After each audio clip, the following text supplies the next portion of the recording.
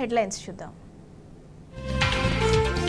నేడు BRS MLC Naveen Reddy ప్రమాణ స్వీకారం. మండలి చైర్మన్ ఛాంబర్లో కార్యక్రమం.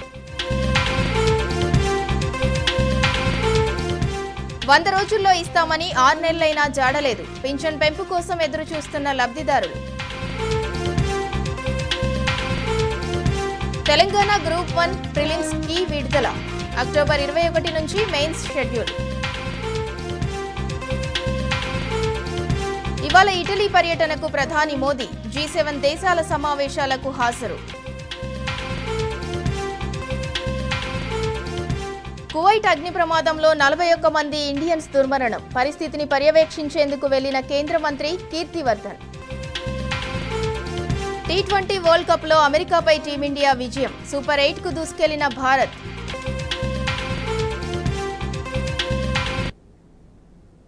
డీటెయిల్స్ చూద్దాం. దేశ రాజధాని ఢిల్లీలో నీటి కష్టాలు తారాస్థాయికి చేరాయి. తూర్పు ఢిల్లీలోని గీతా కాలనీ, చాణక్యపురి, వివేకానంద క్యాంప్ తదితర ప్రాంతాల్లో నీటి ట్యాంకర్ కోసం ప్రజలు పరుగులు పెట్టారు. ఒక క్యాన్ వాటర్ కోసం గంటల తరబడి క్యూలైన్లలో వేచి చూడాల్సి వస్తోందని జనం మండిపడుతున్నారు. అటు దేశ అత్యున్నత న్యాయస్థానం ఆగ్రహం వ్యక్తం చేసినా నీటి సరఫరా మెరుగుపడలేదు. ట్యాంకర్ల మాఫియా, నీటి వృధాపై కోర్టు మండిపడినా ఇంతవరకు ఎలాంటి చర్యలు తీసుకోకపోవడంపై ప్రజలు మండిపడుతున్నారు. అటు ఆప్ సర్కార్, ఇటు బీజేపీ ఈ నీటి సమస్యలను రాజకీయం చేస్తున్నాయని జనం ఆగ్రహం వ్యక్తం చేస్తున్నారు.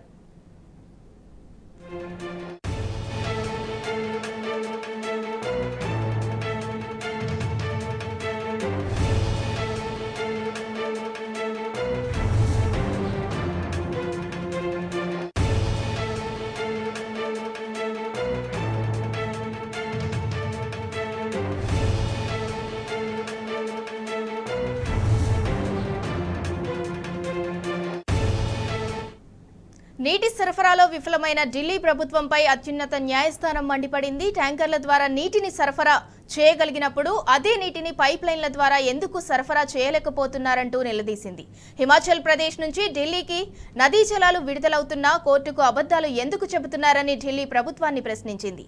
అటు హిమాచల్ ప్రదేశ్, హర్యానా రాష్ట్రాల నుంచి అదనపు నీటిని విడుదల చేయాలని కోరుతూ కేజ్రీవాల్ సర్కార్ దాఖలు చేసిన పిటిషన్పై ఇవాళ సుప్రీంకోర్టు విచారణ చేపట్టనుంది.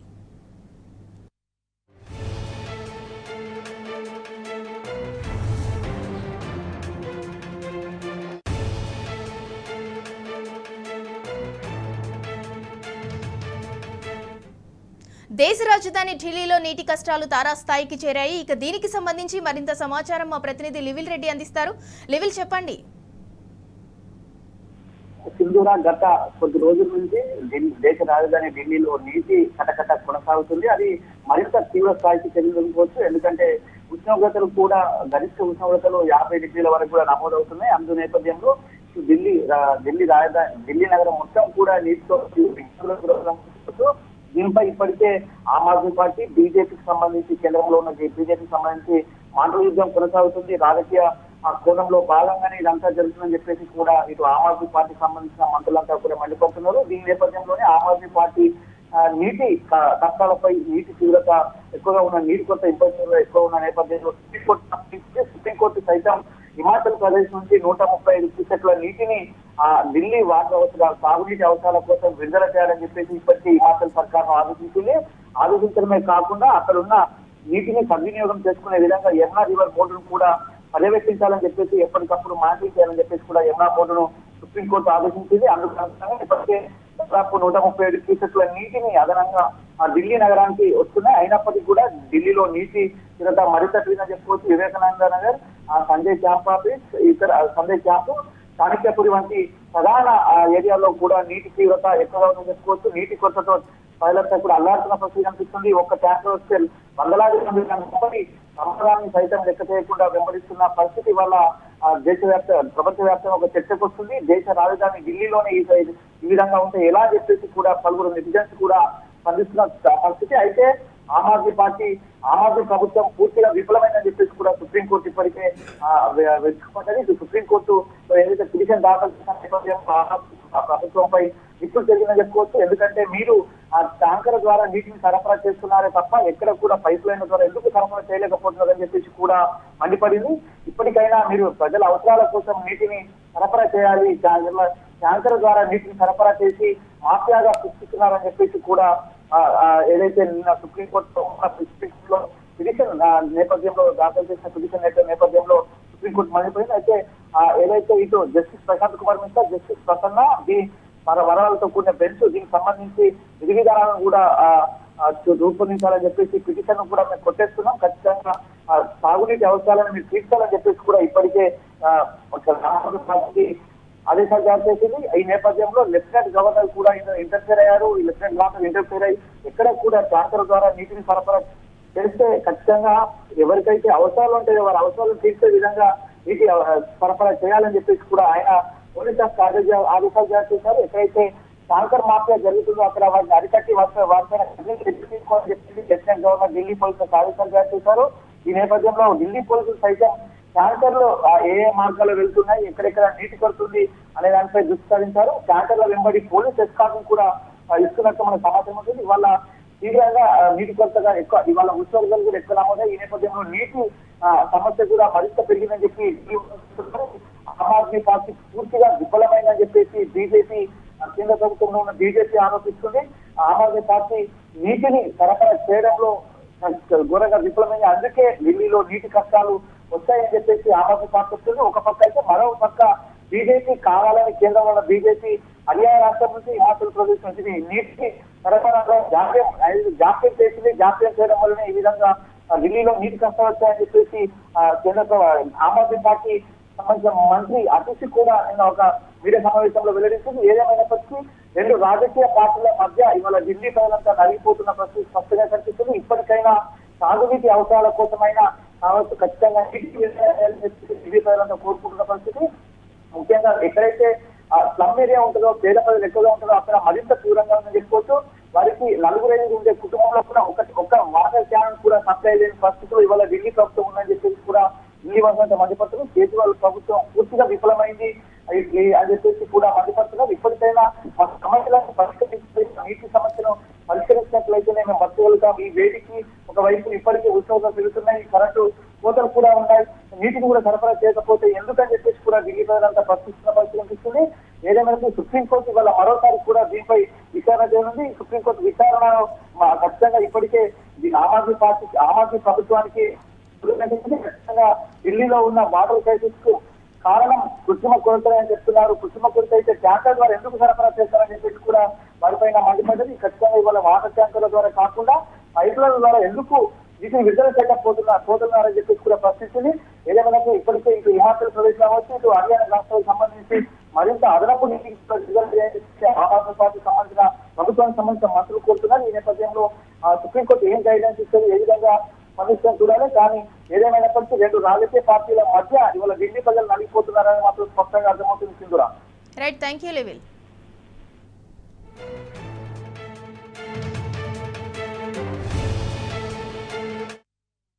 योगियों में बहुत काफ़ी समस्या है और ये क्या कहते हैं टैंकर आता है सुबह के टाइम में और सुबह के टाइम ड्यूटी जाना होता है, इसलिए लोग बाग मान लीजिए कि वो पूरे ही जुझारू तरीका से मतलब अपना पानी भरते हैं।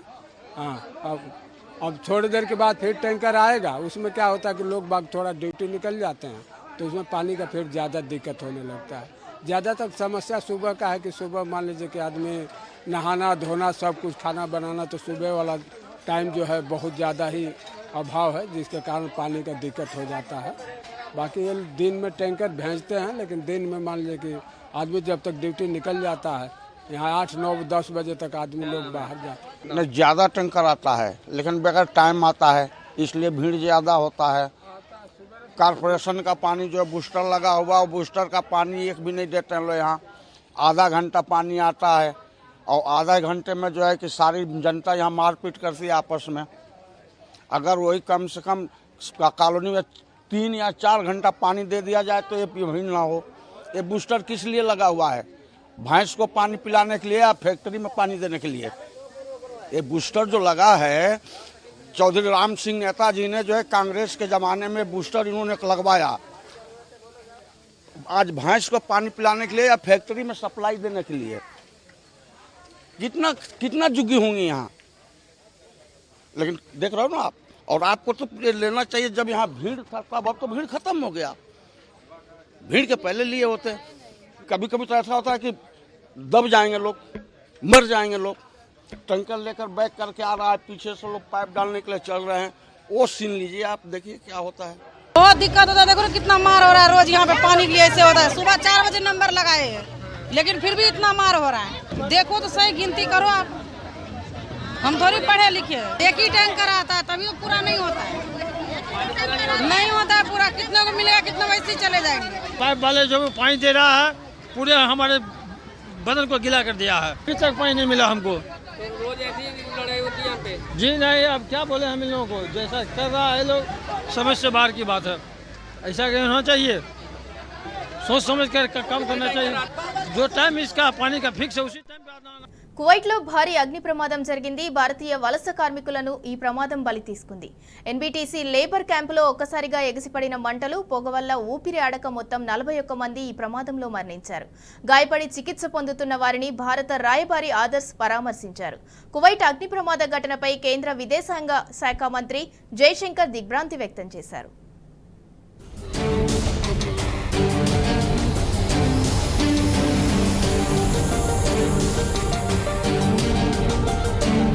దుబాయ్లోని కువైట్లో భారీ అగ్ని ప్రమాదం జరిగింది. 41 మంది భారత వలస కార్మికులను ఈ ప్రమాదం పొట్టన పెట్టుకుంది. బుధవారం ఉదయం 6 గంటలకు మంగఫ్ సిటీలోని ఎన్బీటీసీకి చెందిన 6 అంతస్తుల భవనంలో అకస్మాత్తుగా మంటలు చెలరేగాయి. ఇందులో 35 మంది కార్మికులు అగ్నికి ఆహుతయ్యారు. సుమారు 30 మంది గాయపడగా దవాఖానాలో చికిత్స పొందుతూ అందులో 6 కన్నుమూశారు. వీరంతా భారతీయ వలస కార్మికులే. ప్రమాద సమయంలో భవనంలో దాదాపు 160 మంది కార్మికులు పనిచేస్తున్నారు. ప్రమాదంలో ఇరుక్కుపోయి అక్కడ వెలువడిన పొగ పీల్చడం వల్ల పలువురు కార్మికులు చనిపోయినట్టు తెలుస్తోంది.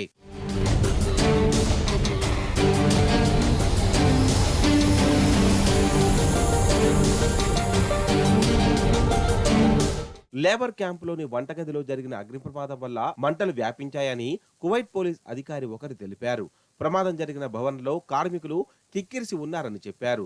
ప్రమాద కారణాలపై దర్యాప్తు చేస్తున్నామన్నారు. అటు మరణించిన వారిలో అధికంగా భారతీయులు ఉన్నట్లు కువైట్ ఎంబసీ వెల్లడించింది.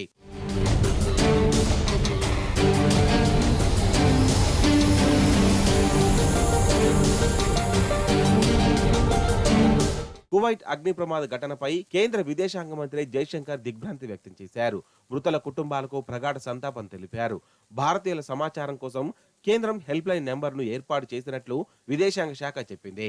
అటు చికిత్స పొందుతున్న వారిని కువైట్లోని భారత రాయబారి ఆదర్శ్ పరామర్శించి సంపూర్ణ సహకారం అందజేస్తామని తెలిపారు. మహబూబ్ నగర్ స్థానిక సంస్థల ఎమ్మెల్సీగా నవీన్ కుమార్ రెడ్డి ఇవాళ ప్రమాణ స్వీకారం చేయనున్నారు. శాసన మండలి చైర్మన్ గుత్తా సుఖేందర్ రెడ్డి ఆయన చేత ప్రమాణం చేయించనున్నారు. నవీన్ కుమార్ ప్రమాణ స్వీకారానికి పలువురు ఎమ్మెల్యేలు, ఎమ్మెల్సీలు హాజరు కానున్నారు.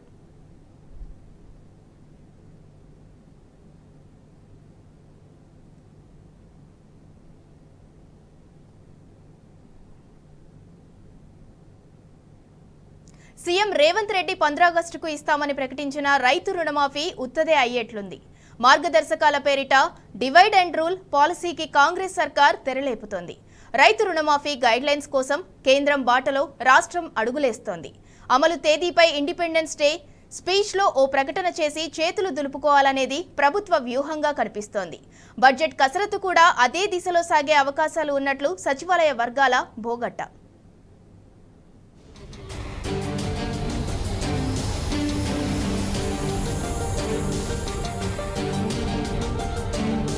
రాష్ట్రంలో కాంగ్రెస్ విభజించు పాలించు సూత్రాన్ని అమలు చేయబోతోంది.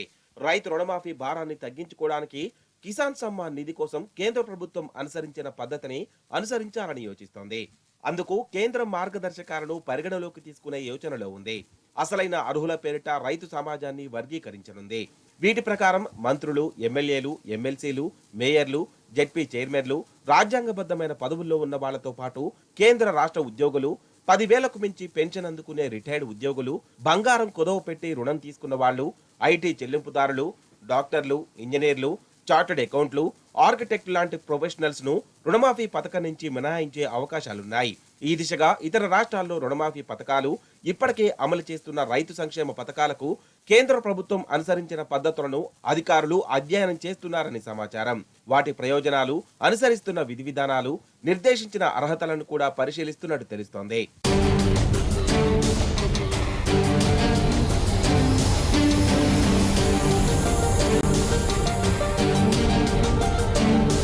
రాష్ట్ర ఆర్థిక పరిస్థితి దృష్ట్యా రైతు రుణమాఫీ అమలులో కొన్ని కఠినమైన మార్గదర్శకాలను అనుసరించక తప్పదని ప్రభుత్వ పెద్దలు భావిస్తున్నట్లు వెనుకడే. కేవలం రైతు సంక్షేమ విధానాల అనుసరణ కోసమే ప్రభుత్వానికి ఏడాదికి దాదాపు 55,000 కోట్లు అవసరమవుతాయని ఒక అంచనా. అందులో 40,000 కోట్ల రుణమాఫీ, మరో 12,000 కోట్లు రైతు భరోసా కోసం సీజన్ స్టార్ట్ అయితే ఇంకో 3,000 కోట్లు రైతు బోనస్ కోసం సమీకరించాల్సి ఉంటుంది. ఈ మొత్తం దాదాపు ఒక ఏడాది రాష్ట్ర జీఎస్టీ వసూళ్లకు సమానం. గడిచిన 6 నెలల్లో రాష్ట్రానికి వచ్చిన పెట్టుబడులు కూడా అంతంత మాత్రమే. ఆ మాటకొస్తే రాష్ట్రానికి రావాల్సిన కంపెనీలు, బహుళజాతి సంస్థలు, ఐటీ, ఇతర పరిశ్రమలు ఈ 10 ఏళ్లలోనే వచ్చేశాయి. ఇక పెట్టుబడులు వచ్చే క్రమంలో తగ్గుదలే కానీ పెరుగుదల ఉండకపోవచ్చన్నది ఆర్థికవేత్తల విశ్లేషణ. తద్వారా జీఎస్టీ తదితర ట్యాక్స్ వసూళ్లు కూడా తగ్గే అవకాశాలుంటాయి. అటు చూస్తే ఖర్చులు తగ్గించుకోవాలి, లేకపోతే రాష్ట్ర ఆర్థిక పరిస్థితి మరింత దిగజారే ప్రమాదం పొంచి ఉంది. ఇటు చూస్తే 6 గ్యారంటీలు, ఎన్నికల హామీల భారం వెరసి రాష్ట్ర ప్రభుత్వ పరిస్థితి ముందు నొయ్యి వెనక గొయ్యిలాగా తయారైంది.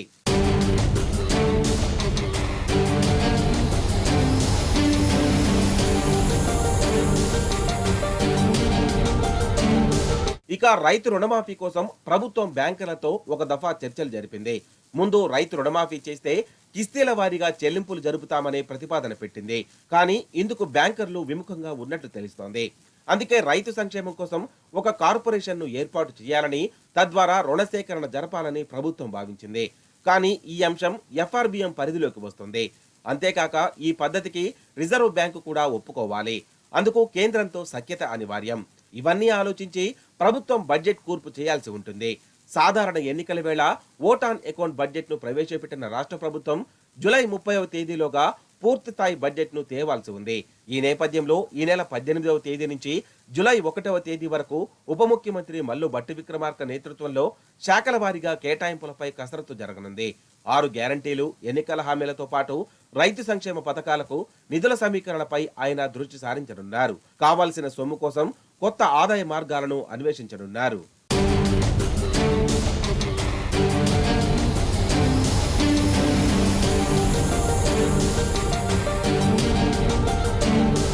ఏ రకంగా చూసినా రైతు రుణమాఫీ కోసం డబ్బులు సర్దుబాటు అవడం కష్టమేనని ఆర్థిక నిపుణులు అభిప్రాయపడుతున్నారు.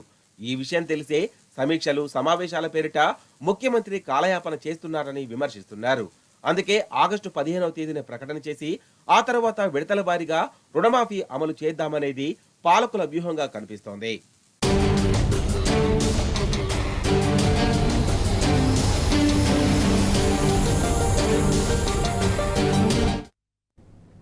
గురుకుల పోస్టుల రిక్రూట్మెంట్ పై ట్రిప్ రహస్యంగా వ్యవహరిస్తోంది. బోర్డు వైఖరి అనేక అనుమానాలకు తావిస్తున్నది. కనీసం జనరల్ ర్యాంకింగ్ లిస్టును ప్రకటించకపోవటాన్ని అభ్యర్థులు అనుమానిస్తున్నారు. ఎవరికి గోడు వెళ్లబోసుకోవాలో తెలియక సతమతమవుతున్నారు. ట్రిప్ వైఖరిపై అసంతృప్తిని వ్యక్తం చేస్తూ కోర్టును ఆశ్రయిస్తున్నారు.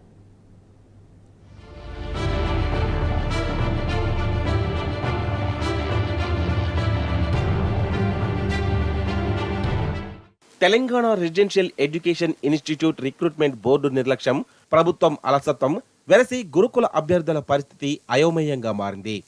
ఎవరికి చెప్పుకోవాలో, ఎక్కడ తమ గోడు వెళ్లబోసుకోవాలో తెలియక సతమతమవుతున్నారు. అసలు ఎందుకు ఉద్యోగానికి ఎంపిక కాలేదో తెలియని స్థితి నెలకొంది. దీనంతటికీ రాత పరీక్ష నిర్వహించిన ట్రిప్ ఇప్పటి వరకు జనరల్ ర్యాంకింగ్ లిస్టును ప్రకటించకపోవడమే ప్రధాన కారణంగా వినిపిస్తోంది. దీంతో అభ్యర్థులు తీవ్ర మానసిక వేదనకు గురవుతున్నారు.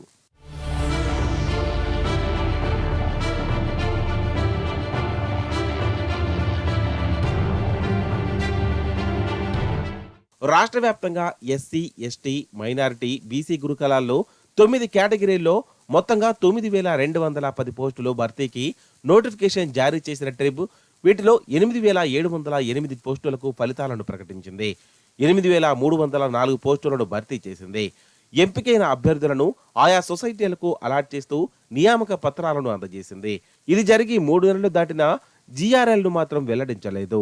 ఈ దశలో తాము ఎక్కడ ఎలాంటి పొరపాట్లు చేశామో, ఏ కారణంగా ఉద్యోగం దక్కలేదో తెలియక ఎందరో అభ్యర్థులు మదన పడుతున్నారు. జీఆర్ఎల్ను ప్రకటించాలని ట్రిబ్ కోరుతున్నా ఎక్కడా ఎప్పుడూ లేని విధంగా మొత్తం నియామక ప్రక్రియ పూర్తయ్యే వరకు ప్రకటించబోమని ట్రిబ్ తేల్చి చెప్తోంది. ఇది అభ్యర్థుల్లో అనుమానాలకు తావిస్తోంది.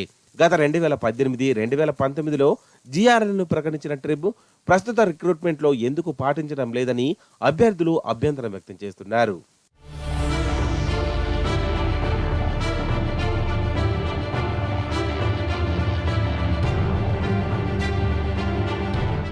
వ్యక్తిగత ఐడిలోనూ ట్రిబ్ మార్కులు వెల్లడించకపోవడం గమనార్హం. సాధారణంగా రాత పరీక్షలో అభ్యర్థికి ఎన్ని నెగిటివ్ మార్కులు వచ్చాయి, ఎన్ని ప్రశ్నలకు సరైన సమాధానం ఇచ్చాడు, మొత్తంగా వచ్చిన మార్కులెన్ని, ఏ కమ్యూనిటీ, సాధించిన ర్యాంకు ఎంత అనే వివరాలను ఆయా అభ్యర్థుల వ్యక్తిగత ఐడిలో ట్రిబ్ గతంలో పొందుపరిచేది. కానీ దానికి ఈసారి ట్రిబ్ స్వస్తి పలికింది. ప్రస్తుతం పీజీటీ, పీడీ, లైబ్రేరియన్ పోస్టులకు మినహా మిగతా పోస్టుల్లో అభ్యర్థులకు ఆ వివరాలను పూర్తి స్థాయిలో వెల్లడించలేదు. డిఎల్ పోస్టులకు పేపర్ 2 మార్కులను ఇప్పటికీ ప్రకటించలేదు. జేఎల్, పీజీటీ పోస్టులకు పేపర్ 3 మార్కులను ఐడీల్లో పొందుపరచనే లేదు. టీజీటీకి సంబంధించి 3 పేపర్లకు సంబంధించి 1 పేపర్ మార్కులను కూడా అభ్యర్థులు వ్యక్తిగత ఐడీల్లోనూ పొందుపరచలేదు. దీంతో చాలా మంది అభ్యర్థులు తాము ఎందుకు పోస్టుకు ఎంపిక కాలేదో తెలుసుకునేందుకు సమాచార హక్కు చట్టాన్ని ఆశ్రయించారు. ఆయా పోస్టులకు సంబంధించిన కట్ ఆఫ్ మార్కులు, రూల్ ఆఫ్ రిజర్వేషన్ ఎలా పాటించారు, సర్టిఫికేట్ల వెరిఫికేషన్లో ఏ అంశాలను పరిగణలోకి తీసుకున్నారనే సమాచారం కోరుతూ ఆర్టీఐకి దరఖాస్తు చేసుకున్నారు. కానీ ట్రిబ్ మాత్రం వారందరికీ ఒకే సమాధానాన్ని ఇటీవల పంపింది. నియామక ప్రక్రియ ఇప్పటికీ కొనసాగుతున్నందున అడిగిన సమాచారం ఇవ్వడం ఇప్పటి పరిస్థితుల్లో సాధ్యం కాదని తేల్చి చెప్పింది. ప్రక్రియ మొత్తం పూర్తయ్యాక వివరాలను బోర్డు సైట్లోనే పెడతామంది. ట్రిబ్ వైఖరిపై అభ్యర్థులు అసంతృప్తి వ్యక్తం చేస్తున్నారు.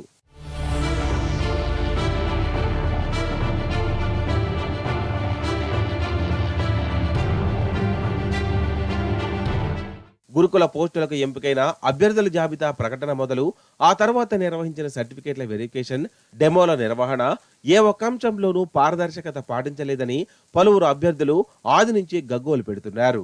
కేవలం ఒక్కరోజు వ్యవధిలోనే వేలాది మంది అభ్యర్థుల సర్టిఫికేట్ల వెరిఫికేషన్లు అర్ధరాత్రి వరకు హడావిడిగా నిర్వహించిందని నిప్పులు చెరుగుతున్నారు. ఈ క్రమంలో అనేక తప్పులు దొర్లాయని మండిపడుతున్నారు. నియామక ప్రక్రియపై అభ్యంతరాలను వ్యక్తం చేస్తూ ఇప్పటికే physical director, librarian, JL botany, zoology, TGT, పీజీటీకి చెందిన అనేక మంది అభ్యర్థులు కోర్టులను ఆశ్రయించారు. ప్రస్తుతం ఆయా కేసుల విచారణ కొనసాగుతోంది.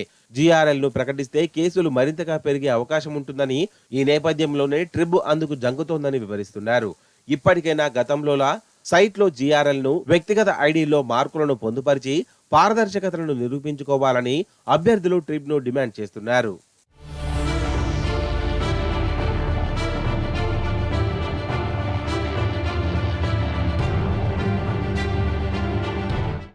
రైతు భరోసా కింద ప్రతి ఏటా ఎకరానికి 15,000 రూపాయలు ఇస్తామంటూ ఊదరగొట్టి గద్దెనెక్కిన కాంగ్రెస్ ఇప్పుడు మాత్రం నాన్సుడు ధోరణి అవలంబిస్తోంది.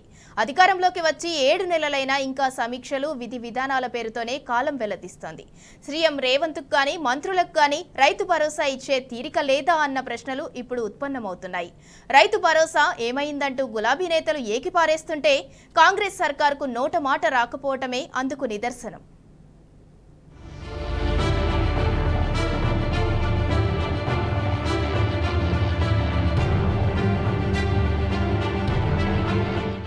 అలవి కాని హామీలతో అధికారంలోకి వచ్చిన కాంగ్రెస్ 7 నెలలైనా ఇంకా మీనమేషాలే లెక్కేస్తోంది. హామీలన్నింటినీ హస్తం సర్కార్ ఒక్కటొక్కటిగా తుంగలో తొక్కేస్తోంది. ముఖ్యంగా అన్నదాతలకు అండగా నిలిచి రైతు భరోసాకు ఇప్పుడు దిక్కు లేకుండా పోయింది. కౌలు రైతుల ఊసే లేదు. రైతు కూలీలను పట్టించుకునే నాదుడే లేడు. బోనస్ వట్టి మాటగానే మిగిలిపోయింది. అన్ని వెరసి హస్తం పాలనలో యవుసం ఆగమవుతుంది. కేసీఆర్ హయాంలో అప్పటి సర్కార్ రైతన్నను కడుపులో పెట్టుకుని కాపాడుకుంటే ఇప్పటి కాంగ్రెస్ ప్రభుత్వం మాత్రం అన్నదాతపై వివక్ష చూపిస్తోంది. రైతు భరోసాపై జరుగుతున్న నాంచుడు ధోరణి ఇందుకు నిదర్శనంగా చెప్పవచ్చు.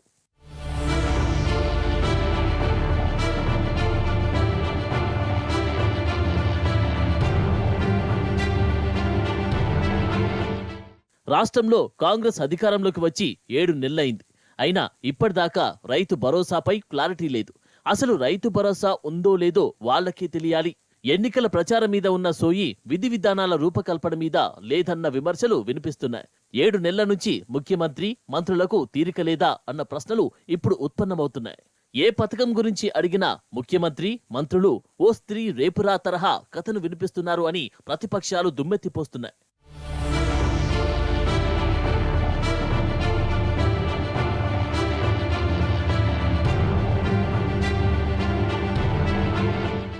డిసెంబర్ 9 నుంచి ఎకరానికి 15,000 రైతు భరోసా అంటూ ముఖ్యమంత్రి ఇచ్చిన హామీ నీటి మీద రాతగానే మిగిలిపోయింది.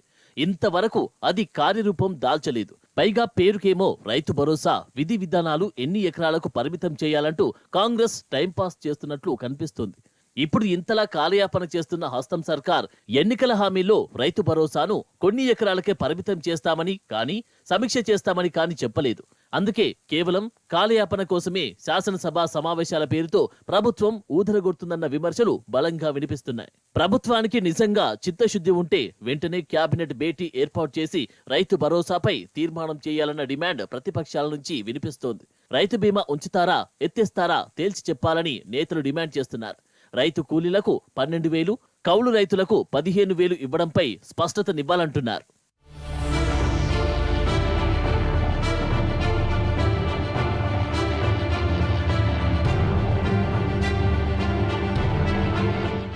అబద్ధపు హామీలతో అధికారం దక్కించుకున్న కాంగ్రెస్ రాష్ట్ర రైతాంగాన్ని నిలువునా ముంచుతోందని గులాబీ నేతలు మండిపడుతున్నారు.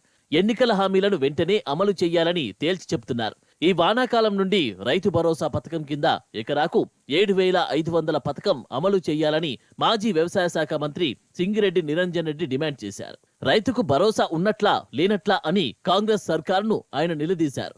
అటు గులాబీ ముఖ్య నేతలు కూడా సర్కారు తీరును తూర్పారబడుతున్నారు. హస్తం పాలనలో రైతుకేది భరోసా అని ప్రశ్నిస్తున్నారు.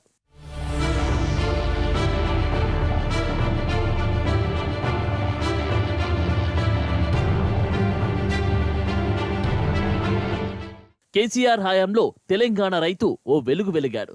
అప్పటి సర్కార్ అన్నదాతకు అన్ని విధాలా అండగా నిలిచింది. కానీ కాంగ్రెస్ వచ్చింది, రైతులకు కష్టాలు మొదలయ్యాయి.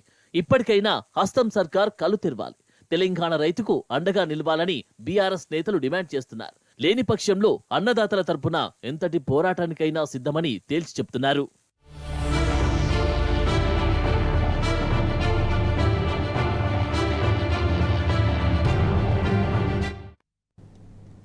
కాంగ్రెస్ సర్కార్పై మాజీ మంత్రి ఎమ్మెల్యే జగదీష్ రెడ్డి ఫైర్ అయ్యారు. విద్యుత్ కొనుగోళ్లు, కాళేశ్వరం ప్రాజెక్టుల విచారణ పేరిట డ్రామాలు ఆడుతోందని మండిపడ్డారు.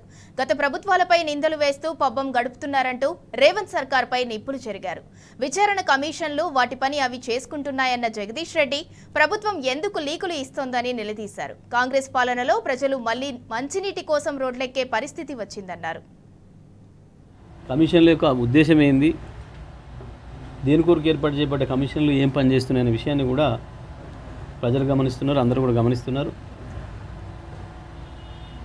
ఎందుకంటే వాళ్ళ పని ఏదో వాళ్ళు జాగ్రత్త చేస్తారు, చేయాలి.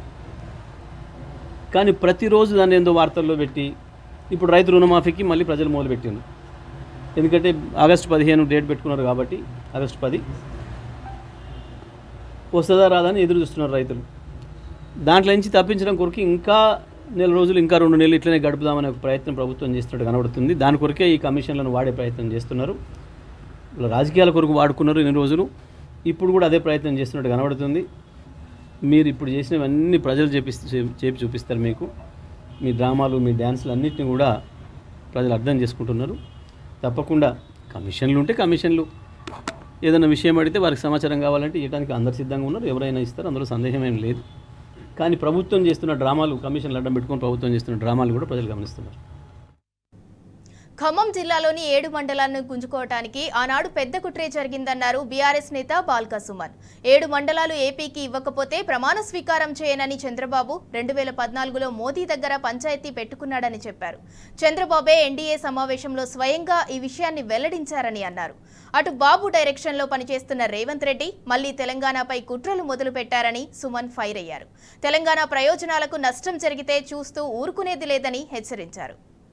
నాయుడు గారు ఆయన ఏమంటారంటే, ఆనాడు 2014లో అప్పుడు ఆంధ్రప్రదేశ్ ముఖ్యమంత్రిగా ఆయన ప్రమాణ స్వీకారం చేయాలంటే ఆనాడు ప్రధానమంత్రి అయినటువంటి నరేంద్ర మోడీ గారు 7 మండలాలు తెలంగాణ రాష్ట్రంలోని ఉమ్మడి ఖమ్మం జిల్లాలోని 7 మండలాలు ఆంధ్రప్రదేశ్కు బదలాయిస్తే తప్ప ప్రమాణం చేయనని చెప్పి ఆయన ఆనాడు ప్రధానమంత్రి మీద ఒత్తిడి తీసుకొచ్చి ఆనాడు ఎన్డీఏలో భాగస్వామ్య పార్టీ ఉన్నటువంటి తెలుగుదేశము భారతీయ జనతా పార్టీ 2 పార్టీలు కూడా కలిసి ఉమ్మడి ఖమ్మం జిల్లాలోని 7 మండలాల్ని తీసుకొని పోయినామని చెప్పి ఆ విషయాన్ని నిన్ననే చాలా సగర్వంగా చంద్రబాబు నాయుడు గారు ప్రకటించారు.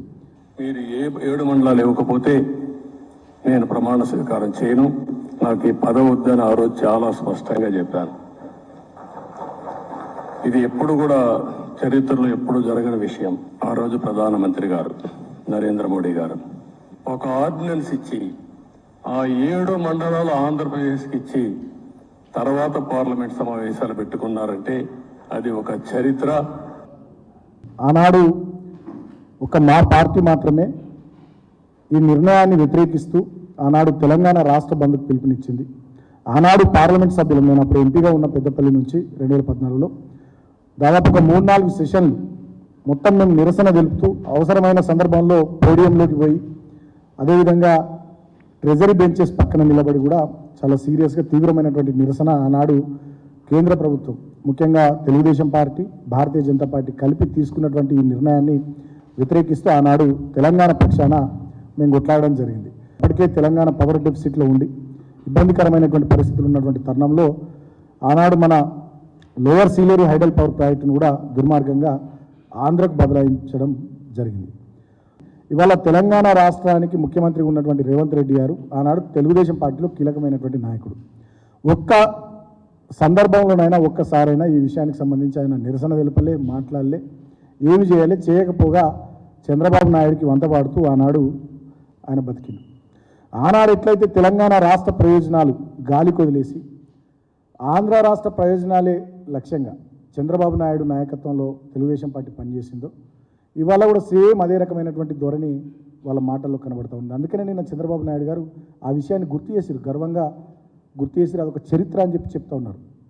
ఇవాళ నేను అడుగుతా ఉన్నా రేవంత్ రెడ్డి గారిని, నీకు చిత్తశుద్ధి ఉంటే మొన్న మీరు మేనిఫెస్టోలో చెప్పారు కదా, గతంలో ఏవైతే ఉమ్మడి ఖమ్మం జిల్లాలో నుండి 7 మండలాలు బదలాయించబడ్డాయో వాటి గురించి మేము ప్రయత్నం చేస్తామని మొన్న మీరు చెప్పారు కదా, దాని గురించి ప్రయత్నం చేయాలి. అంతేకాకుండా అసలు ఆ 7 మండలాలకు సంబంధించి మాత్రమే కాకుండా భద్రాచలం రూరల్ మండలంలో ఉన్న 5 గ్రామ పంచాయతీలు కూడా అడికి బదలాయించారు. యాటపాక, పురుషోత్తంపట్నం, గుండాల, పిచ్చుకలపాడు, కన్నాయిగూడెం ఈ గ్రామ పంచాయతీలను కూడా ఇటుకు తీసుకొస్తామని మొన్న పార్లమెంట్ ఎన్నికల సందర్భాన కూడా తెలంగాణ కాంగ్రెస్ పార్టీ అధ్యక్షుడిగా ముఖ్యమంత్రిగా రేవంత్ రెడ్డి మాట్లాడాడు. మరి 5 గ్రామ పంచాయతీలు, ఆ 7 మండలాలు, lower Sileru hydel power project కూడా తెలంగాణకు వచ్చేటట్టుగా రేవంత్ రెడ్డి పనిచేయాలని చెప్పి ఈ సందర్భంగా నేను కోరుతా ఉన్నా. ఇవాళ కూడా ఏం జరుగుతూ ఉంది, ఆనాటి చంద్రబాబు నాయుడు గారి శిష్యుడే, అప్పటి తెలుగుదేశం పార్టీ నాయకుడే, ఇవాళ తెలంగాణ రాష్ట్ర ముఖ్యమంత్రి ఉండి ఆయన తీసుకుంటున్నటువంటి నిర్ణయాలలో కూడా చంద్రబాబు నాయుడు పాత్ర ఉన్నట్టుగా, చంద్రబాబు నాయుడు డైరెక్షన్లోనే రేవంత్ రెడ్డి నడుస్తున్నట్టుగా మాకు అనిపిస్తూ ఉంది.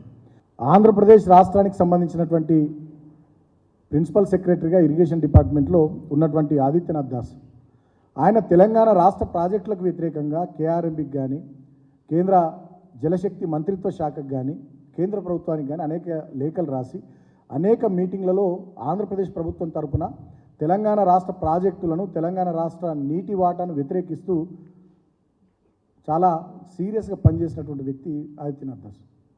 ఆయనను రేవంత్ రెడ్డి గారు, చంద్రబాబు నాయుడు డైరెక్షన్లో రేవంత్ రెడ్డి గారు ఇవాళ తెలంగాణ రాష్ట్ర ప్రభుత్వానికి అడ్వైజర్గా నియమించిండు. అంటే 10 సంవత్సరాల తర్వాత మళ్ళా తెలంగాణలో కుట్రలు మొదలైనవి. ఈ విషయాన్ని తెలంగాణ సమాజం, తెలంగాణ బుద్ధిజీవులు, మేధావులు, తెలంగాణ ప్రజానికం గుర్తించాలని కోరుతా ఉన్నాం.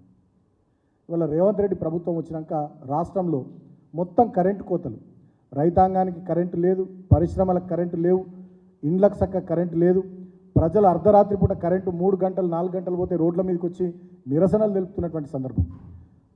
మరి కేసీఆర్ గారు ముఖ్యమంత్రిగా దిగిపోగానే కటక బంద్ చేసినట్టు కరెంటు ఈ రాష్ట్రంలో ఎందుకు బంద్ అయింది? తెలంగాణకు సంబంధించినటువంటి సంక్షేమ కార్యక్రమాలన్నీ ఆపేసింది ముఖ్యమంత్రి. తెలంగాణకు సంబంధించినటువంటి ప్రాజెక్టుల నిర్వహణ, ఇప్పుడు వానాకాలం సీజన్ స్టార్ట్ అవుతుంది, రైతాంగం ఇప్పుడు తుకం పోసుకుంటున్నారు, ఆల్రెడీ చాలా చోట్ల ఇక నార్లేసుడు స్టార్ట్ అవుతుంది. ఇప్పటికీ మేము గతంలో ఇచ్చినటువంటి రైతు బంధు ఇయ్యలే, ఆయన చెప్పినటువంటి రైతు భరోసా ఇయ్యలే. ఎకరానికి 7,500 ఇస్తా అన్నాడు, అవి ఇయ్యలే. మేము ఇచ్చే 5,000 కూడా ఇప్పటికి ఇయ్యలే రైతాంగానికి. ఎరువులు విత్తనాల కోసం రైతాంగం ఇబ్బంది పడుతున్నారు. లైన్లలో చెప్పులు పెట్టి బుక్కులు పెట్టి పక్కకు పోతూ ఉన్నారు. ఆదిలాబాద్ లాంటి జిల్లాల్లోనైతే మా జిల్లాలో పోలీసులు కర్కశంగా దుర్మార్గంగా లాఠీ చార్జీలు కూడా చేసి రైతాంగాన్ని చెదరగొడుతున్నటువంటి సందర్భాలు చూసినాం. సమస్యలు పరిష్కరించకుండా రైతులకు చేయాల్సినటువంటి పనులు చేయకుండా చిల్లర రాజకీయాల మీద శ్రద్ధ పెడుతున్నారు ముఖ్యమంత్రి రేవంత్ రెడ్డి. కాంగ్రెస్ ప్రభుత్వంపై నిప్పులు చెరిగారు మాజీ MLA Peddi Sudarshan Reddy. Civil supplies లో జరిగిన అవినీతిపై బీఆర్ఎస్ ప్రశ్నించినప్పటికీ ప్రభుత్వం నుంచి ఇప్పటి వరకు సమాధానం లేదన్నారు. టెండర్లలో 10,000 కోట్ల రూపాయల స్కామ్ జరిగినా సంబంధిత మంత్రి స్పందించట్లేదని మండిపడ్డారు. పార్టీ ఆరోపణ చేసింది నెల రోజులు అవుతున్నది. తెలంగాణ సివిల్ సప్లైస్ డిపార్ట్మెంట్లో జరిగిన కుంభకోణం గురించి ఇప్పటివరకు ముఖ్యమంత్రి రేవంత్ రెడ్డి గారు 1-2 సార్లు లీకులు ఇచ్చారు, వార్తలు సమీక్ష చేస్తామని చెప్పి. ఉత్తమ్ కుమార్ రెడ్డి గారు కూడా ఇండైరెక్ట్గా జరిగిందంతా వాస్తవం అన్నట్టే చెప్పారు. వారు ప్రెస్ కాన్ఫరెన్స్లో తప్ప ఏ ఒక్కటి కూడా వారు ఖండించలేకపోయారు. దాదాపు 10,000 కోట్ల రూపాయల ట్రాన్సాక్షన్ జరిగేటువంటి ఈ టెండర్లకు సంబంధించిన ఆరోపణలు ఇంత తీవ్రంగా వచ్చినప్పుడు సంబంధిత శాఖ మంత్రి ఉత్తమ్ కుమార్ రెడ్డి గారు ఇప్పటివరకు స్పష్టమైన ప్రకటన చేయలేదు. ముఖ్యమంత్రి రేవంత్ రెడ్డి గారు ఇప్పటివరకు ఆ శాఖ మీద సమీక్ష చేయలేదు. రైస్ మిల్లర్లే మా దగ్గర ప్యాడీని ఎత్తడానికి మేము సిద్ధంగా ఉన్నాం, కానీ టెండర్లు దక్కించుకున్న కాంగ్రెస్ ఆశీర్వాదంతో టెండర్లు దక్కించుకున్నటువంటి కాంట్రాక్టర్లు మాత్రం మాకు అదనపు డబ్బులు ఇవ్వాల్సిందే అని వేధింపులకు గురి చేస్తున్నారు రైస్ మిల్లర్లు అని చెప్పి రైస్ మిల్లర్ల అసోసియేషన్లు ఇవాళ వ్రాతపూర్వకంగా ఫిర్యాదు చేసినా సంబంధిత మంత్రి ముఖం ఎక్కడ పెట్టుకున్నాడు, కమిషనర్ గారు ఎందుకు స్పందించడం లేదు, వీళ్ళపైన చర్యలు ఎందుకు తీసుకోవడం లేదు, ముఖ్యమంత్రి రేవంత్ రెడ్డి గారికి ఇందులో సంబంధం లేకుంటే ఇప్పటి వరకు ఇంత తీవ్రమైన ఆరోపణ కాంగ్రెస్ ప్రభుత్వం వచ్చిన తర్వాత నిలబడే ఆరోపణ ఇవాళ బీఆర్ఎస్ పార్టీ చేసింది. ఆధారాలను బయటపెట్టినా కూడా ముఖ్యమంత్రి గారు దీని మీద సమీక్ష చేస్తలేడంటేనే వారికి ఉన్నటువంటి సంబంధం ఏంటి అంటే ఇది ఏ స్థాయిలో ఎంత బలమైన పునాదులు ఈ కుంభకోణంలో పునాదులు పడ్డాయో ప్రజలందరూ కూడా ఆలోచించాలి. ఇవాళ ఎన్నికల కోడ్ కూడా అయిపోయింది కాబట్టి తదుపరి బీఆర్ఎస్ పార్టీ అంచెలంచెలుగా ఆందోళనల వైపు అడుగులు వేస్తుంది. సివిల్ సప్లైస్ భవన్ ముట్టడి కొద్ది రోజుల్లోనే ముట్టడి తప్పకుండా ఉంటుంది. బీఆర్ఎస్ వర్కింగ్ ప్రెసిడెంట్ కేటీఆర్ గారు ఆ కార్యాచరణను కూడా త్వరలోనే అనౌన్స్ చేస్తారని చెప్పి కూడా ఈ సందర్భంగా మీ ద్వారా నేను తెలియజేయడం జరుగుతూ ఉంది. T20 ప్రపంచ కప్ 2024లో భారత్ వరుసగా 3వ మ్యాచ్లో గెలిచి సూపర్ 8కు చేరింది. న్యూయార్క్ వేదికగా అమెరికాతో జరిగిన మ్యాచ్లో టీమిండియా 7 వికెట్ల తేడాతో విజయం సాధించింది. తొలుత బ్యాటింగ్ చేసిన యుఎస్ఏ నిర్ణీత 20 ఓవర్లలో 8 వికెట్ల నష్టానికి 110 పరుగులు చేసింది. ఈ లక్ష్యాన్ని భారత్ 18.2 ఓవర్లలో 3 వికెట్లు కోల్పోయి ఛేదించింది.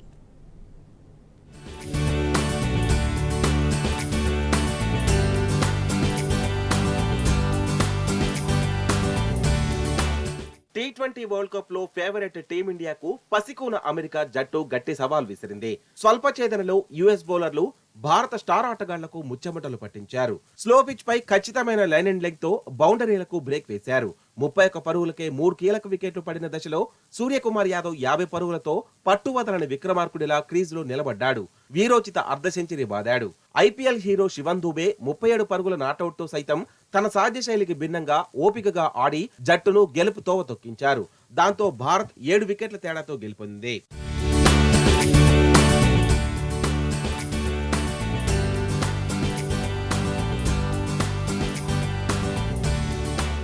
భారత పేసర్లు విజృంభించారు. Left arm pacer Harshdeep Singh 4 వికెట్లు తీసి నిప్పులు చెరగగా హార్దిక్ పాండ్యా 2 వికెట్లు సాధించాడు. దాంతో బౌన్సీ పిచ్ పై ఆతిథ్య అమెరికా బ్యాటర్లు నానా తంటాలు పడ్డారు. ఒక దశలో 100 లోపే ప్యాక్ అయ్యేలా కనిపించిన యుఎస్ఏను Nitish Kumar 27, opener Steven Taylor 24 పరుగులు సాధించి ఆదుకున్నారు. ఉన్నంతసేపు దూకుడిగా ఆడి గౌరవప్రదమైన స్కోర్కు బాటలు వేశారు. సిరాజ్ వేసిన 20వ ఓవర్లో 7 పరుగులు వచ్చాయి. దాంతో అమెరికా నిర్ణీత ఓవర్లలో 8 వికెట్ల నష్టానికి 110 పరుగులు కొట్టింది.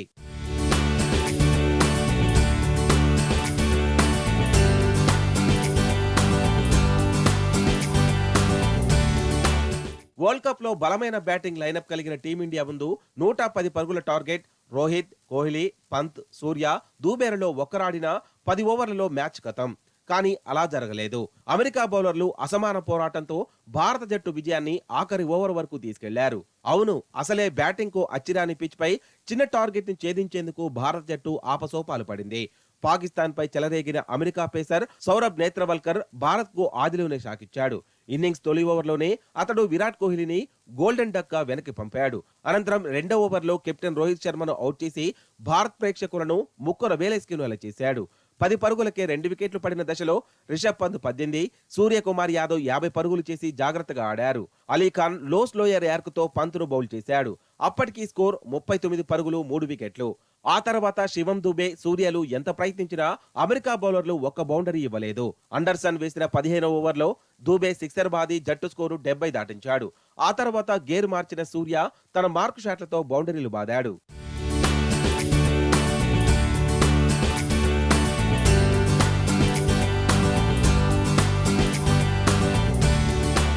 అయితే ఒక్క నిమిషంలోపు కొత్త ఓవర్ వేయలేదనే కారణంతో అంపైర్ బౌలింగ్ జట్టుకు 5 పరుగుల పెనాల్టీ విధించడం టీమిండియాకు కలిసొచ్చింది. ఆ తర్వాత అమెరికా జట్టు డీలా పడినట్లు కనిపించింది. 19వ ఓవర్లో సూర్య అర్ధ సెంచరీకి చేరువవ్వడంతో పాటు 2 రన్స్ తీసి జట్టుకు విజయాన్ని అందించాడు. ఈ విజయంతో 6 పాయింట్లు సాధించిన రోహిత్ సేన సూపర్ 8 కు చేరుకుంది.